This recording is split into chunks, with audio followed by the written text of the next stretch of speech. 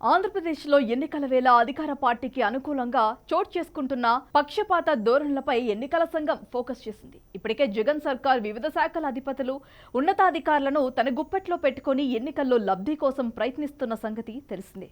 దీనిపై రాష్ట్ర బీజేపీ అధ్యక్షురాలు పురంధరేశ్వరి కేంద్ర ఎన్నికల సంఘానికి ఫిర్యాదు చేశారు.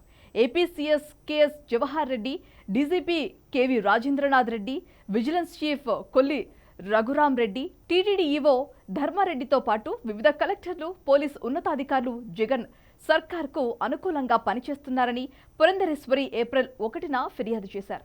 ఆమె ఫిర్యాదును పరిగణలోకి తీసుకున్న సీఈసీ వెంటనే దీనిపై వివరణ ఇవ్వాలని, రిపోర్టు తయారు చేసి ఇవ్వాలని రాష్ట్ర ఎన్నికల సంఘానికి ఆదేశించింది. ఈ మేరకు రాష్ట్ర ప్రధాన ఎన్నికల అధికారి ముఖేష్ కుమార్ మీనాకు ఆదేశాలు అందాయి.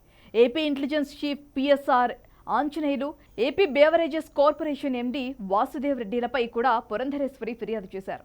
వారందరూ పచ్చి అవినీతి పరులని, జగన్ సర్కారుకు అనుకూలంగా పనిచేస్తూ ముఖ్యమంత్రికి విధేయులుగా ఉండటమే వారి విధి అంటూ ఫిర్యాదు చేశారు. పైగా సీఎస్, డీజీపీ లాంటి ఉన్నతాధికారులు రెడ్డి సామాజిక వర్గమే కాగా ఒకే జిల్లా అంటూ పురంధరేశ్వరి ప్రస్తావించారు. ఎన్నికల్లో పోలీసుల అనవసర జోక్యం బాగా పెరిగిందని, పోలీసులు అధికార పార్టీకి అడ్డగోలుగా సహకరిస్తూ ప్రతిపక్షాలను తీవ్రంగా వేధిస్తున్న ఘటనలు ఎన్నో ఉన్నాయని అన్నారు. వివేకానంద రెడ్డి హత్య కేసులో నిందితుడిగా ఉన్న ఎంపీ అవినాష్ రెడ్డిని అరెస్ట్ చేసేందుకు వెళ్తే సీబీఐ అధికారులకు డీజీపీకి సహకరించని విషయాన్ని పురంధరేశ్వరి ప్రస్తావించారు. విజిలెన్స్ అండ్ ఎన్ఫోర్స్మెంట్ విభాగ అధిపతి Kolli Raghuram Reddy, intelligence chief PSR Anjaneyulu phone tapping చేస్తున్నారని పురంధరేశ్వరి ఆరోపించారు. వాలంటీర్ల నుంచి డేటా, సమాచారం సేకరిస్తున్నారని ఫిర్యాదుల్లో కూడా ప్రస్తావించారు.